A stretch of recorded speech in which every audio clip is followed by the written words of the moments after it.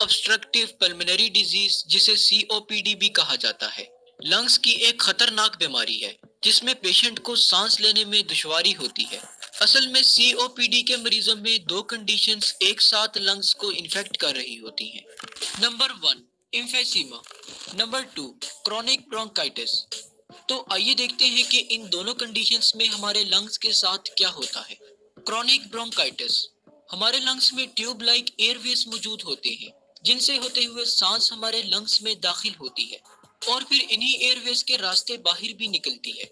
इन Airways को bronchioles कहा जाता है। क्रॉनिक ब्रोंकाइटिस में हमारे ब्रोंक्यूल्स में इन्फ्लेमेशन होने लगती है जिसकी वजह से म्यूकस ज्यादा सिक्रीट होने लगता है और साथ ही साथ हमारे ब्रोंक्यूल्स की लाइनिंग के सेल्स के ऊपर मौजूद हेयर लाइक स्ट्रक्चर सीलिया भी डैमेज हो जाते हैं। सीलिया का काम म्यूकस को लंग्स से बाहर धकेलना होता है। सीलिया के खराब होने की वजह से म्यूकस ब्रोंक्यूल्स में पड़ा रह जाता है जिससे सांस को अंदर और बाहर जाने के लिए प्रॉपर स्पेस नहीं मिलती और सांस में दुश्वारी होने लगती है। इम्फेसीमा, इम्फेसीमा एक ऐसी कंडीशन है जिसमें लंग्स में मौजूद एयर सैक्स, जिन्हें एल्व्यूलाई कहा जाता है, वो डैमेज हो जाते हैं।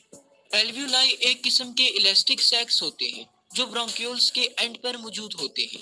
जब हम सांस लेते हैं तो एल्व्यूलाई फूल जाते हैं और इस तरह सांस को लंग्स में दाखिल होने की स्पेस मिलती है। फिर जब हम सांस बाहर निकालते हैं तो ये एल्व्यूलाई रिलैक्स कर जाते हैं और सांस को बाहर धकेल देते हैं। ये बिल्कुल इसी तरह होता है जैसे हम बैलून में हवा भरते हैं तो वो फूल जाता है और जब होल से हाथ हटाते हैं तो इलास्टिक होने की वजह से बैलून अपनी असल हालत में आ जाता है और हवा बाहर निकल जाती है।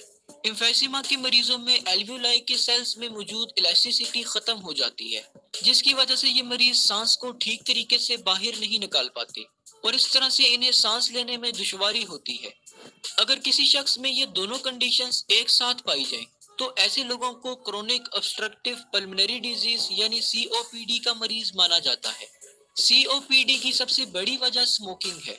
तकरीबन 90% लोगों में COPD स्मोकिंग की वजह से डेवलप होती है और ज्यादातर ये बीमारी 40 साल की उम्र के बाद इलामात जाहिर करती है।